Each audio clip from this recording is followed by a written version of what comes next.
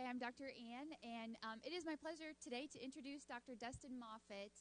For those who are kind of long-term co-learners, he is actually our newest doctor here at the Brewing Clinic, and he is practicing at our Hayes location. And so he's a naturopathic doctor from Portland, Oregon. And we were just talking before this, and he's actually made his own kombucha for the past 5 to 6 years. And so I'm sure he's got a lot of ideas and tips, and he'll talk a lot about some of the health benefits of it.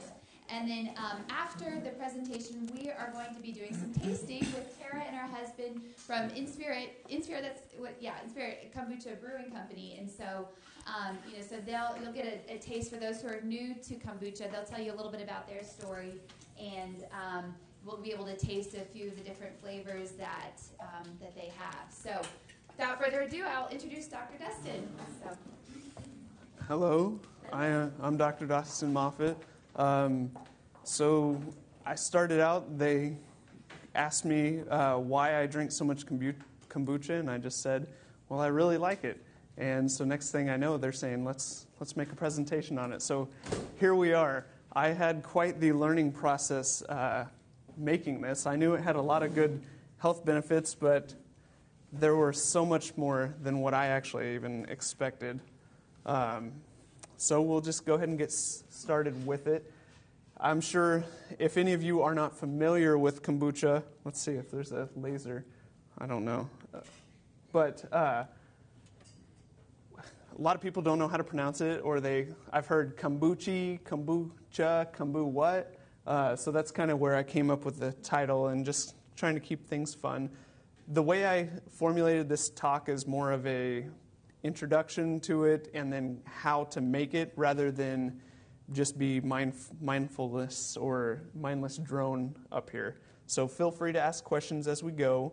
I don't know if you guys have printouts of this or not, but we'll be streaming this later on, so you'll always be able to access those slides later on. All right. So what the point of the lecture today is to kind of just go over kombucha and how it got its start, what is all about it, why is there a big hype, why do people want to drink it, what is it, how to make it, and then kind of some things that happen after drinking it regularly. So it dates back as far as 221 BC, and it was referred to as the tea of immortality by the Chinese. This next slide kind of says a little bit where the name came from. I'm not sure how exact this is because I saw a couple different sources, but apparently there was a Korean physician named Kombu, and he was the one, and then also there's tea.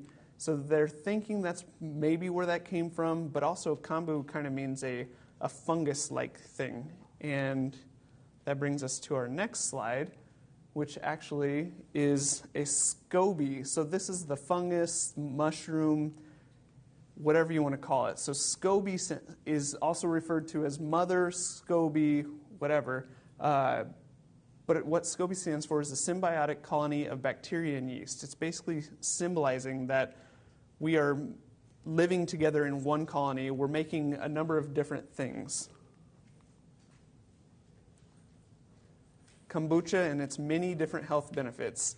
As you can see, there are a whole bunch of them. Kind of what I typically think of kombucha being is helps us detoxify, helps our gut, can help with so many different things. And as you can see, if we go back to our list here, we have cholesterol and atherosclerosis, which is like plugged arteries, our blood pressure, inflammation, asthma and bronchitis. So that's kind of where the sinuses come in. If you guys have ever heard that it's good for helping with sinus infections, reduce craving for alcohol.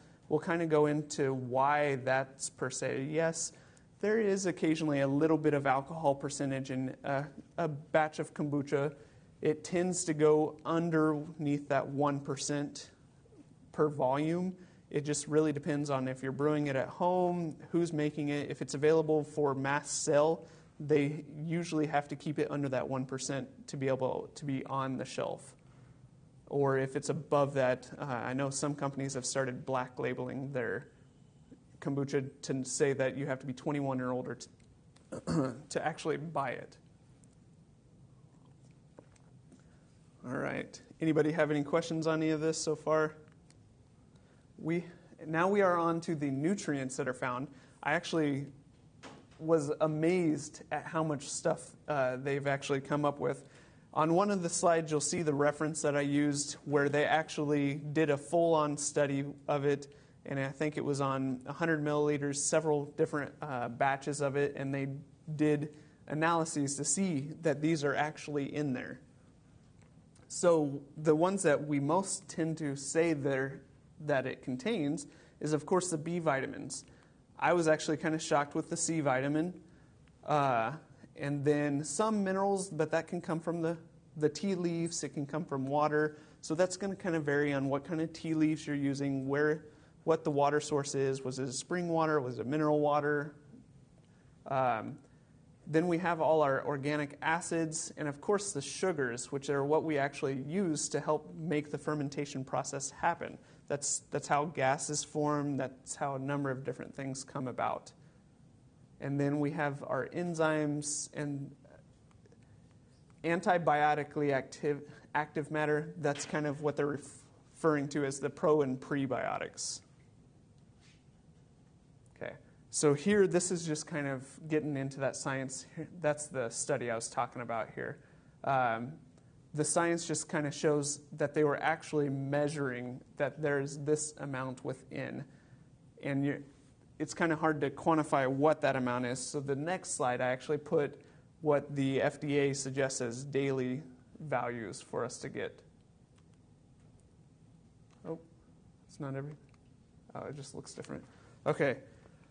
So these are the FDA recommended daily values. You can see over here that the kombucha supplies a fair amount, but it's not anywhere near what our daily value is. So it's definitely not supposed to replace everything. It's not a miracle cure for anything. It's a supplement or an additional drink or food source into your typical everyday diet.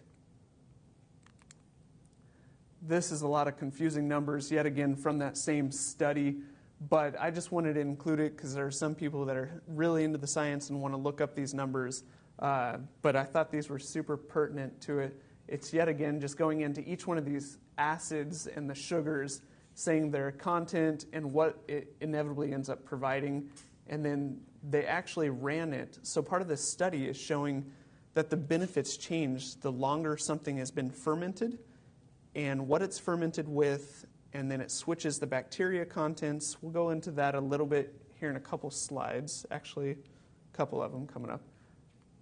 So this next one goes into all those acids that were on this slide here. Not all of them, but a couple. So this is telling us what each of these acids do. They're amino acids and different things useful for our body. So glucuronic acid is really good for a sulfonation pathway. The next slide is really going to blow our minds. Here, actually, we'll give you a quick peek. So this is just a quick peek of what our body does every day. These are all the cellular processes that are involved. I'll show you a link that actually contains this if any of you, yet again, want to kind of dive into it a little bit further. But glucuronic acid is just one acid in that whole picture of things that happen throughout our whole day. So it's good for detoxifying, good for helping us deal with all these. So we see plastics, herbicides, pesticides, resins. These are something that whether you're trying to control your exposure to this, it's just going to happen nowadays because it's all in our environment. It's coming around. So that's why kombucha can be one of the things that can help us by detoxifying our everyday lives. Lactic acid, it's good for the digestive system, and in here it actually says prevents bowel decay. So the way that helps is with something called a migrating motor complex, which is basically our choo-choo train for helping us move things around in our intestines and make sure they're moving out. So if any of you have ever drank kombucha and then you start feeling this gurgling and then all of a sudden you feel like you have to go make a bowel movement, right? I don't know if any of you have experienced that. Well, this is part of that reason why. It's not the only one. We also have the probiotics and the prebiotics, which help with that too by balancing our gut bacteria. The acetic acid is a preservative. You guys have probably seen this on a number of food labels. So we extract that from known sources, and it's a preservative. So that's why kombucha can be so shelf stable, and you can just set it on your counter. Matter of fact, I brought some for my own home brew today just to show you. The eosinic acid is good for many viruses, and yet again, if you kind of want to see where that plays into it, I'll show you that website. You can look it up, and if you really want to dive deep into it. Oxalic acid is actually part of something called the Krebs cycle. I don't know if any of you are familiar with that. The Krebs cycle is essentially one of our biggest energy-producing processes in our body. It's part of the mitochondria, helps us function, gives us plenty of energy, oxygen, different things of that sort. Malic acid, yet again, part of the citric acid or Krebs cycle, but this one here is really prone to helping the liver do its detoxification. All right, and then the gluconic acid, this one has good effects with candidiasis and yeast infections. So there's a lot of discrepancy revolved around, does kombucha trigger candida overgrowth? Does it not? And I was looking at a lot of the literature getting ready for this study, and everything that I found shows that actually it can end up helping, especially, but it's really dependent on how it's brewed and what they're doing when they're pulling that product, and I think it's going to come up in a couple of slides. And then butyric acid, this is the acid that I think of helping our bowel turn over cells. So it's one of those things that if somebody has super low butyric acid, we start to see a lot of GI disorders or diseases that come into place. And a lot of our bacteria actually help us produce this. I saw a question? Yes. I hope I'm not taking you off track. No, you're fine. My question was about the sugars. So, like, a part of the brewing process requires the sugars, right? And you kind of said that depending on the specific product, there's like variation in the different mineral content and all of that. Like, for people who are trying to have a low sugar diet, like, how does that come into play? And do you see a lot of variation of like some high sugar ones? I do. So how do you navigate that? So the question is, just in case you on the video couldn't hear it, she's basically asking, how does sugar play into the metabolism, and at what point in time can it be troublesome to us? So that, yet again, that's a time base. A lot of the stuff that's on the shelves tends to be pulled off pretty darn soon, so we see a lot more sugar content on that. And then they do have it on the label. According to the nutrition facts, they do have to keep it somewhere in there, but that's literally an average of all their batches. So you have to take that with a grain of salt or sugar, I guess, right? The home brews, if you start brewing it, it's really a matter of taste. So the more you've drank a kombucha, like this will taste way different than what you typically get on shelves. For one, I don't force carbonate. I just let it self-carbonate. So there's going to be a little bit less of a flavor per se. But when I'm testing it, I know it's ready for one, I start to smell it. So I'll waft and see what that smells like. But then you can pull off some of that and smell. If it's not done fermenting, it'll taste like sugar, just like a sweet tea, right? Because that's inevitably what we're making is a sweet tea solution and letting it ferment. As it ferments, more of those sugars are consumed, and then that goes down. So you wait until it's kind of in this middle spot between sweet and vinegary, because it can turn to just straight vinegar taste. And mine that I brought with me is pretty on the vinegar side. So it just really depends on what your taste preference is or how long you let it sit on the counter. But then this is actually a second fermentation, which we'll go into in a few more steps. Second fermentation is where we really let it self-carbonate. So the first step is aerobic, which means it has a lot of oxygen. Second step is anaerobic, where we close it off in a sealable container. So there's so many different processes that control the sugar content in it. And then second ferment is usually involving some kind of a fruit juice or fresh fruits or whatever you want to flavor it with. Now I'm starting to see varieties with herbs and different botanicals in it, some vegetables. So you can literally ferment anything into them. And all of that controls that sugar content. That was a good question. All right, so back to this guy. This is just really just to show you kind of, like I said, what all's going on in our body every day. And so if you notice, a lot of these are in a circular fashion, right? And it's hard to see except for the big ones. But inevitably what that does, so this next slide just kind of shows you the processes that are within those. So citric and that cycle, we have the amino acid metabolism. So a lot of these amino acids from there are going to show up in this. Bacterial metabolism, there's just a number of different ones. But they're all in a circle process, so they're dependent on each other. So if you force feed too much of one thing, it can slow down others. And inevitably, metabolism is crazy, is what I'm trying to get at. But everything you can do to support a natural, healthy detoxification, metabolism, it's all going to be to your benefit. Oh, actually, there. So the link is here.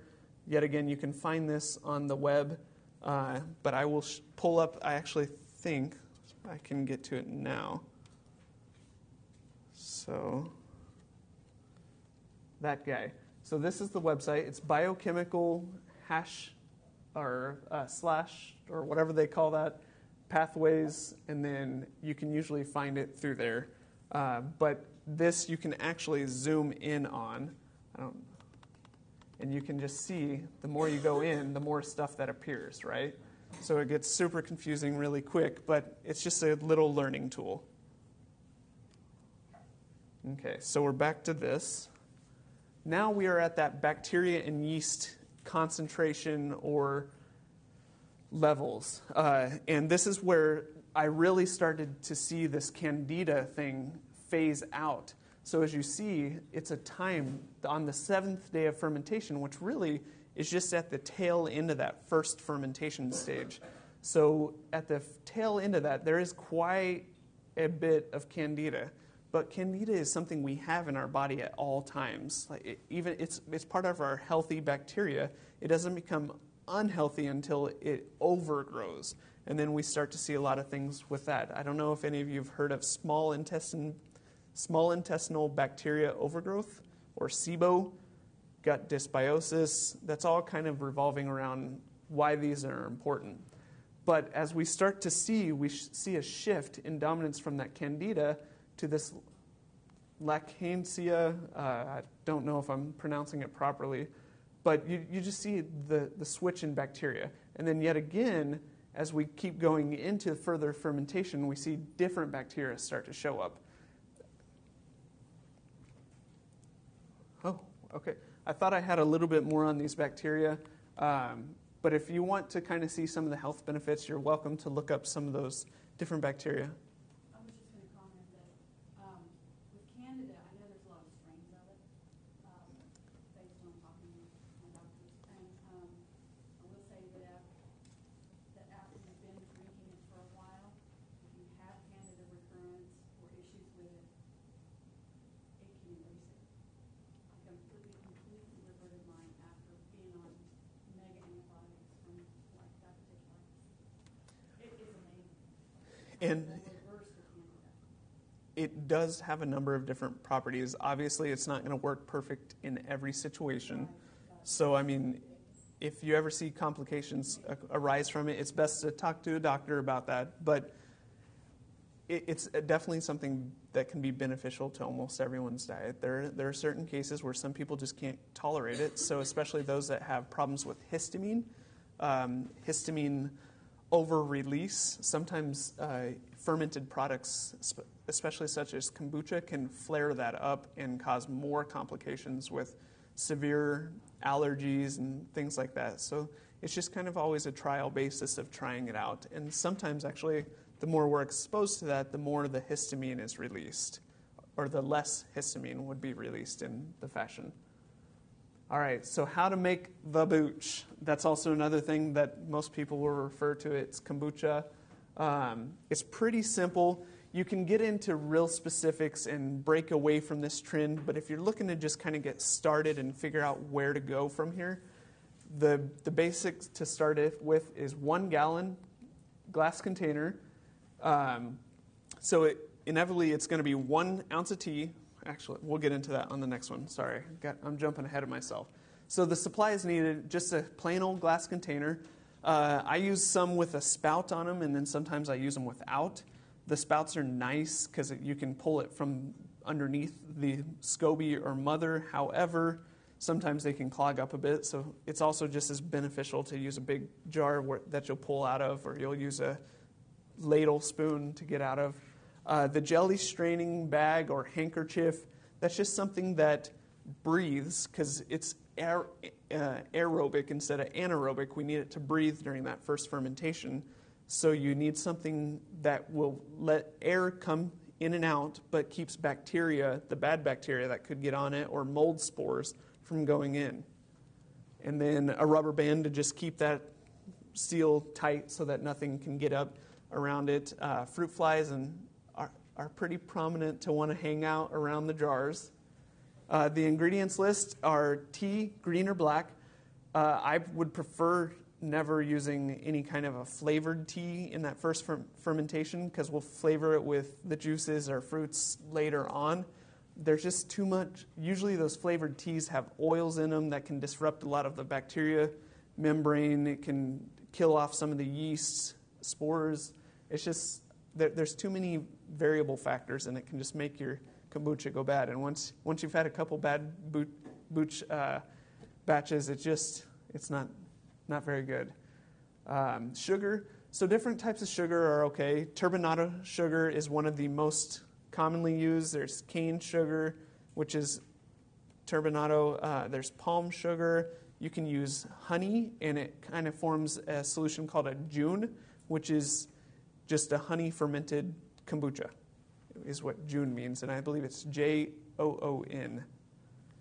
The SCOBY or mother, if you don't have that, just go and buy a bottle from the store, and you can always start it from that, or you can start it with vinegar too, because vinegar is made with a SCOBY too. But of course, that first batch that you make with the vinegar is going to make your first batch taste like vinegar. And then cups of starter tea. So yet again, if you buy it from the store, that's already in there because it contains a lot of those. It does take a little bit longer to make it from those because most of those are pasteurized unless it says raw. Pasteurized means that it's been boiled at a certain temperature to get rid of some of the bacteria and yeast. All right, so this is it. It's 1 ounce of tea or about 2 tablespoons or 8 tea bags, just depending on what you're getting. This is a standard tea bag. 1 gallon of filtered water. Yet again, like I said, that mineral content and everything can depend on where you're sourcing your tea leaves from, where you're sourcing your water from, cane sugar, and that's it. So what you do is now we're going to bring the water. I usually don't boil the whole amount of water, and the reason is that we want to just steep the tea. That's all we're doing is we're making a hot tea solution, and then you can add your sugar into that hot tea to dissolve it. And then before you ever even let that touch the kombucha, SCOBY, or the solution, you have to let it cool down to room temperature or a little bit below so you don't actually kill off the bacteria and yeast. And the way I do that, like I did this morning actually, I just add ice cubes to it and bring it down to the temperature that I want. Then add your sugar tea mixture into the glass, add your 1 to 2 cups of starter tea, and then lastly, add in the SCOBY. And yet again, I want to emphasize, we want to make sure that nothing hot is touching that SCOBY. We don't want to cook it, because if you cook it, then it's dead, right? Then after you're done with that, you'll notice the jar isn't quite full, so you just top it up with regular filtered water or whatever you want to use. Then we cover with that cloth that's breathable, so we want to let it breathe because it's aerobic at this point. Place a rubber band around it, then let it set for that 6 to 14 days. It's going to depend on what the temperature is like. During the winter, it's going to take a little longer. During the summer, sometimes it can be done in 4 or 5 days. It really just depends on what it's like. And that's where the experience in making it comes about. You'll just taste it a little bit, see if it's still sweet. If it is, then you know it's probably a little too soon. If it's too vinegary, then you might have overdone it a bit. In the first fermentation, now we are at the point of, do we want to drink that first fermentation, or do we want to change it to that anaerobic point, which is where this guy came into place. Most stuff on the shelf has already gone through that second fermentation.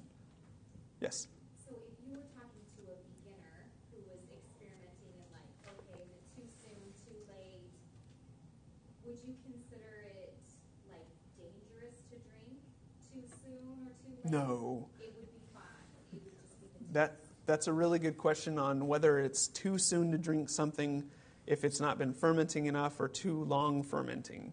So if it's too soon fermenting, it's just going to taste like sweet tea, right? That literally, if you drank it the first day, it's going to be sweet tea, because that's all it is. You made tea with sugar. Then as it goes in, there's going to be more bacteria, more yeast contributing to that flavor. You'll notice the color will change. It'll go from a dark tea, and then it starts lightening up as it goes along. As you can see, this is pretty bright, but this is also with juice in it, right? If it goes too long, it's just going to taste like vinegar. I know growing up, my mom would add in vinegar to her tea, so it was almost as if she was drinking this kind of a thing, but she never really knew of it. I'll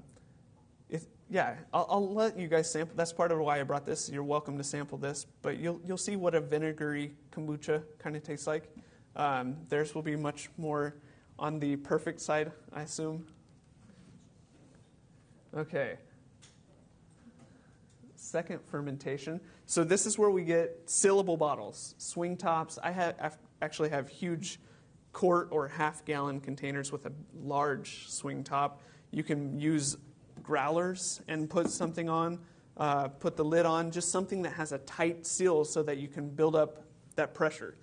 Now we're going to add about 1/8 to 1/4 of the bottle, or if you're using a bottle this size, maybe 1/4 to 1/2 cup of juice. It just really depends on what flavor you want, what you're using, what you're going for. Then we fill the bottles to about, that's supposed to be 1/2 inch below, my mistake. Because we want to leave room to where it's not going to blow if it starts to compress, but we want enough room to where the gas can start to build, and then as it builds, it starts to diffuse itself into the solution.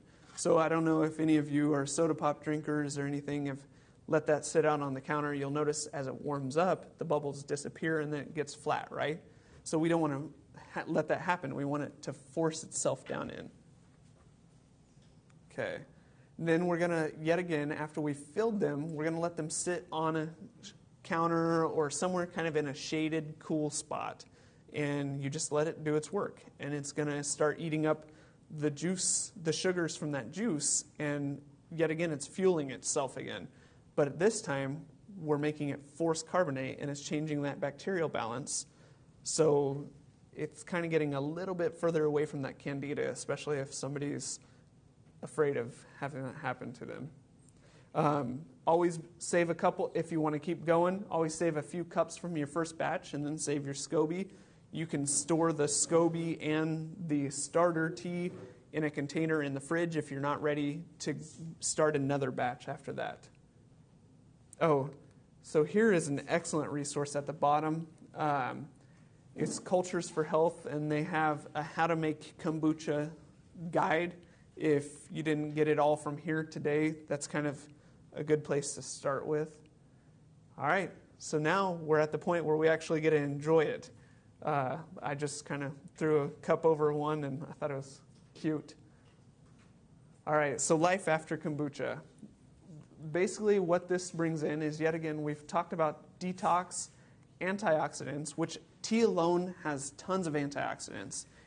EGCG is one of the main things. It's epigatic, I forget how to pronounce it, but it's got a lot of anti-cancer properties. It helps balance our blood sugars, helps with uterine fibroids, number of different things. That's because it's a high antioxidant. Energizing components can come from the B vitamins can come from those amino acids. Those, as I showed you, that huge map of cellular processes is just helping us keep our processes going so we can make our energy. Helpful with promotion of depressed immunity. That came into place with some of those amino acids. B vitamins help us with our immunity, helps us detox. If we're detoxing more properly, our immune system goes up. I mentioned the histamines. Histamines help with our cellular process for getting rid of infections, which is part of why sometimes when we have an allergy, right? We've all had seasonal allergies at some point. Histamine is released, and the whole point of that is to help break down those things so that we can build immunity to it and know how to deal with it the next time. This is helping improve that function. And then health prophylaxis. So in my opinion, this is coming from a lot of the gut bacteria balancing components. A lot of people can see SIBO. SIBO kind of causes die-off reactions, causes gas and bloating, digestion problems, all kinds of things. So by balancing that bacteria in our gut, it's actually helping us in so many different ways with our immune system. All right, how much is too much? Okay, so when I said if you're new to drinking kombucha, maybe take it a little on the slow side, especially if you don't want to find yourself in the restroom. I've never heard of anybody getting the straight diarrhea or runs from it, but just start slow. That way you know kind of, for one, it's an acquired taste. It's not sweet tea. It's not vinegar. It's somewhere in between. It's not soda pop. It's just something you got to taste. Is anybody new to kombucha here? Anybody not had it? All right, so you're in for a treat today. Luckily, we have this fine company that is letting us taste it. But just keep an open mind. It's different.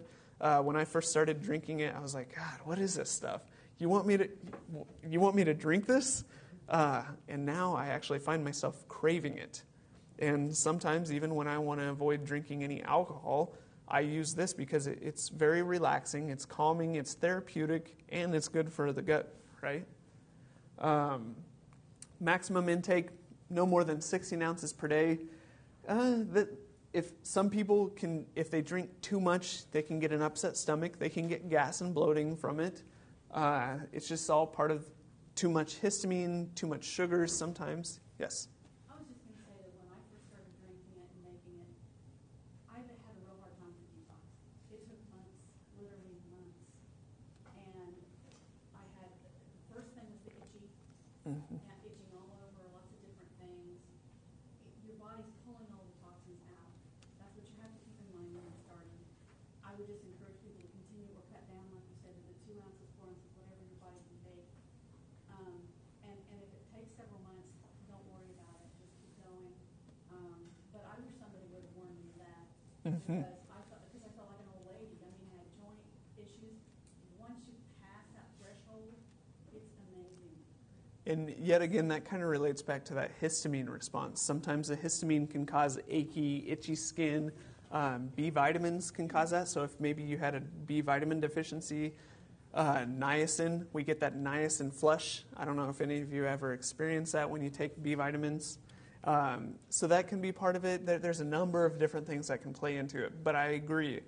The more, especially if we eat a lot of packaged processed foods, we can tend to get away from a good bacteria standpoint. So yet again, if we introduce new bacteria, now we're getting die-off symptoms because technically you're rebalancing some of these gut bacteria. So die-off symptoms can be fatigue, can be itching, can be fevers. It can basically feel like you're having a flu sometimes. But that's a worst-case scenario. And yet again, if you're starting out, you just start on lower amounts and kind of introduce along the way. Always remember to drink adequate water throughout the day. This is a caffeinated beverage. It doesn't contain that much. I don't remember how many milligrams on average. Do either of you know? Okay. I want to say it's like 30 milligrams or so of caffeine, which is about half that of a cup of coffee. Yes? I don't believe so. So I think caffeine actually brings into the role of how it works, but if you brew longer and depending on how much tea you use, that caffeine goes down. You can probably make it with it, but I actually forgot to look up that one, and that's a great question. But I've heard that it actually reduces how well it ferments, and it doesn't ferment as well and make a very good batch. Yes. I have made my own kombucha, and I had purchased the bottles and drank it from the store and reused those bottles and those caps. So I found problems with it. I did fizz. Okay. After I made it, is it because it wasn't sealed good? No. Did you use those bottles or not? That's an amazing question, and even when you make it at home, it just never gets as bubbly. They force carbonate, and I think they even have a carbonation tank back here. So what you do is you force carbonation into it to make it more bubbly, because that's what people are used to when they're drinking soda pops. Beer is force carbonated, a lot of that stuff. So that extra fizzy is just because it doesn't produce that much. That's the unnatural point, but there are things there are now these countertop carbonators that you can get. I know SodaStream is one, but I don't know if you could SodaStream kombucha. But there are countertop ones that you put a growler in, and you can force carbonate. So if you're looking for that extra bubbly, then Is it necessary for it to be good? no, it's not necessary. And actually, it's a little harder on our stomach when we keep taking in all that extra carbonation. So if it doesn't blow the top and open, it's still good. It's still good. It's still good. So, although, I will say, I know it's going to be a good batch when I pop it and it just goes, because it just tastes so much more vibrant, right? But it's because that carbonation is a flavor carrier. That's part of why it's used in beers and pops, is that it just changes the flavor, just like nobody drinks a flat beer or a flat pop, right? Mm-hmm. It's because it doesn't taste as good to us. So it's just part of our mentality, and just because it's not super effervescent doesn't mean that we can't drink it. Good question. I think I saw somebody else. No? Okay. All right. So now, what are the studies showing? FDA recommends not consuming kombucha during pregnancy. That's just because there's too many unknowns. That goes along with so many different things. There are a lot of women that do drink it while pregnant, but yet again, you want to ask your doctor, ask your physician, and then just kind of judge accordingly to how you react to it. If you have any specific questions or concerns or any irregular action or interactions to it, yet again, refer to your doctor. And here are some of those adverse reactions. A lot of these kind of revolve around that histamine response. So it's called tyramine, which is an amino acid that causes us to release too much of the histamine. Lethargy can be a number of different things, but that just means excessive tiredness. Irritability, if we're having a headache, confusion, or whatever, that tends to lead to that. It can actually decrease blood sugar. So sometimes that irritability means that you've now gone into hypoglycemia or low blood sugar status. Hangover, it's fermented. It's an alcohol. It can lead to excessive alcohol dehydrogenase breakdown, which inevitably is what leads to us having that hangover feeling. And then that with the Cornell. All right, so that was it. I kept it pretty short and simple, but we have plenty of time for taste testing, and we have plenty of time for questions. Yes? What's the shelf stable or shelf life after you go through second fermentation?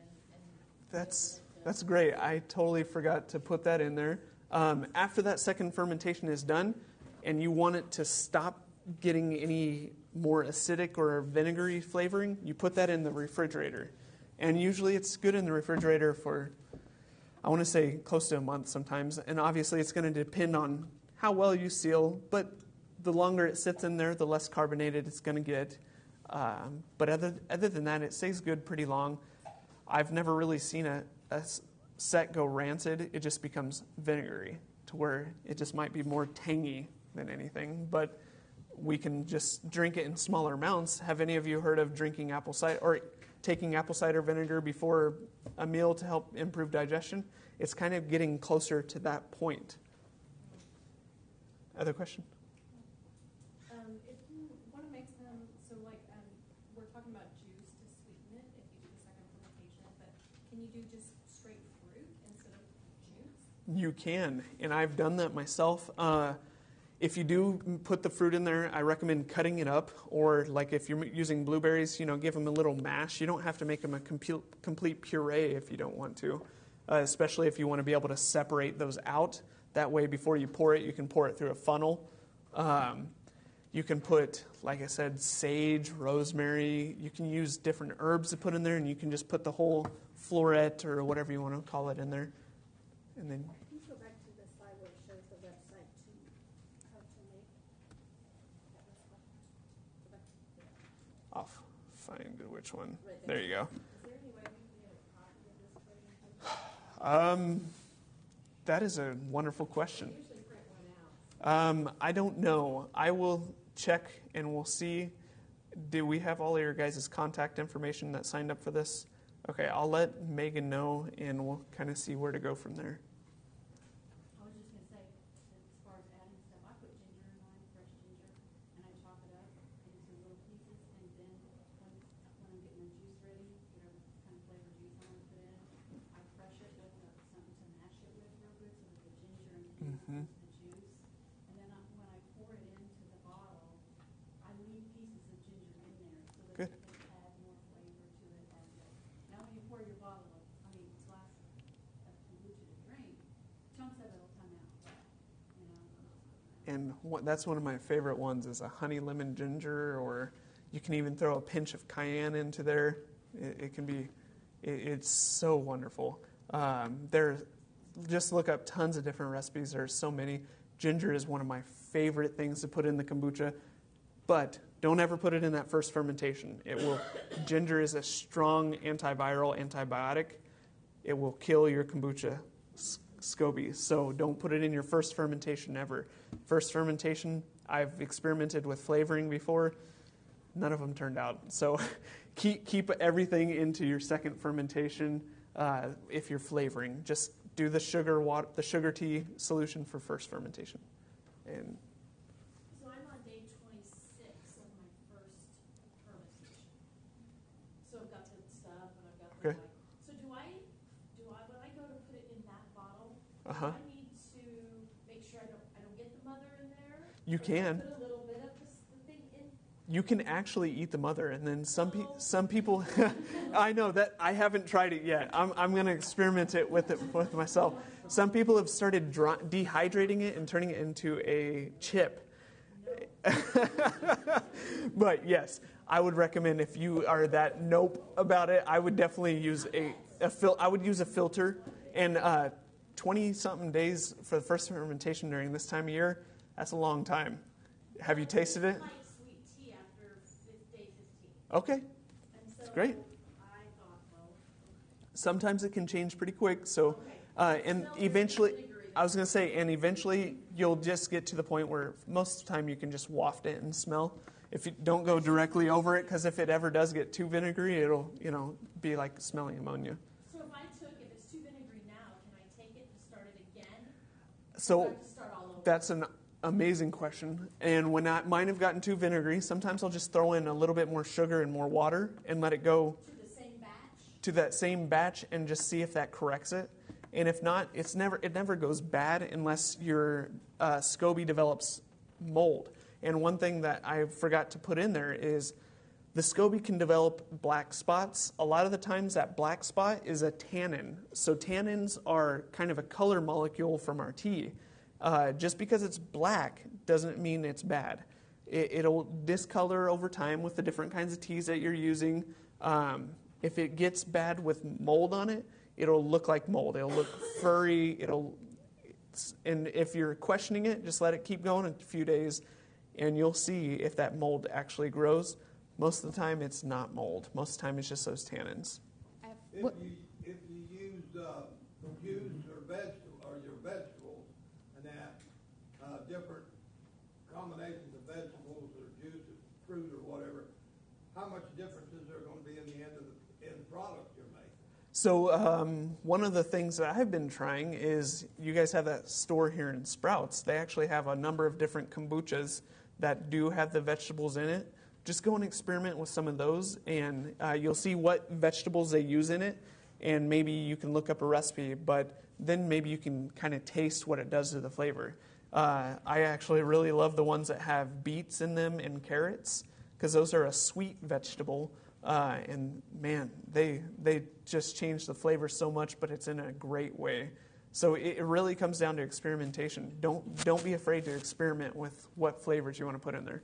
I just have a quick comment about what your question was. And sometimes when you take, when you said you've been fermenting it and you take the mother out, sometimes when you pour it into the growlers and then you do the second ferment, another little baby mother will form. So you'll get another little disc on top. So usually you'll want to strain it after you've done that, right before you're getting ready to drink it. Because I've a few times been drinking and you get, in your throat and you're like, So the second ferment will sometimes make not like a disc, but it'll make like a little slimy, clear sort of mother. And the other thing I've done when I've let it ferment too long is when I do my second ferment, I'll just add more juice. So if it's too vinegary, when I pour it in the bottle, usually I only put, like this much juice, and I might double that, if it's too vinegary. And that usually will cut down the vinegar taste. And those are actually the batches that get really fizzy for me. So, yeah, just those two comments. All right, any questions? I haven't taken one from you. Okay. So I bought the kit from the Culture's Health, and it said the first batch to ferment for 30 days, so I don't have to do the 30 days? It's all a taste basis. Really what they're doing there is they're kind of just trying to play it safe. That gives plenty of time for more bacteria and yeast to actually build up, so that you have a healthy batch for the next one. Otherwise, if you were to pull it too soon, then you might kill it. You might kill the culture. Also, a warning, there are strings that come off of it. It's a big, gross-looking, let's see if I can look at all the slides. Where is my cursor?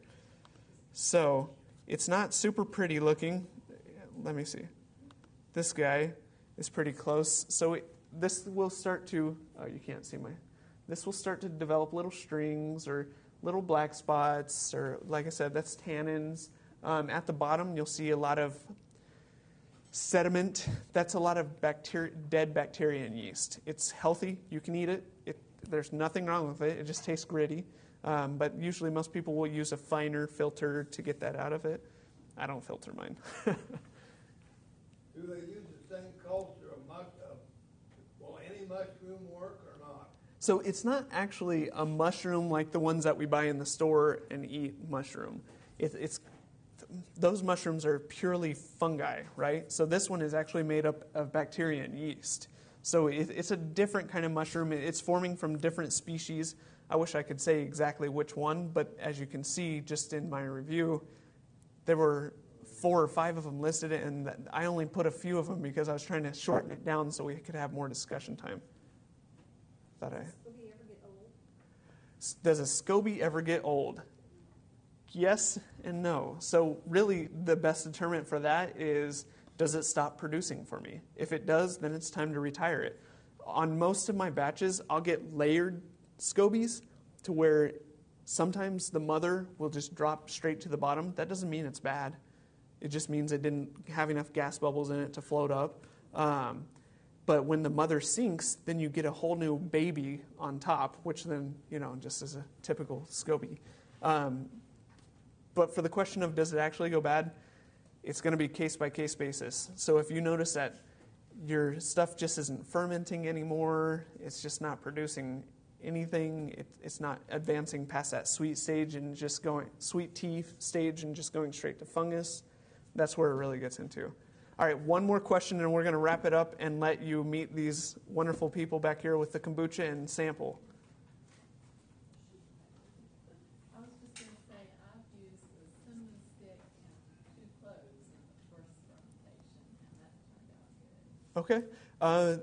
Again, so cinnamon is okay, I guess. It doesn't kill off too much. Clove actually is another really strong antimicrobial. No. It's not going to hurt you. It's going to hurt this. Yeah, so it's going to end up causing that to die off. So I would still refrain from doing any flavoring in that first stage just to be safe. You're not going to hurt yourself. You're just going to end up accidentally killing the SCOBY maybe. So cinnamon and clove are wonderful ones. And yet again, that's another beyond the typical that you'd see in the store. So, What is your favorite fruit juice? I've never done a second fermentation. my favorite fruit juice. Oh my goodness. There are so many. I can't pick one. Grape juice. I've never made grape juice kombucha. It's really good. But I love wine too, so. All right, on that note, let's all enjoy some kombucha.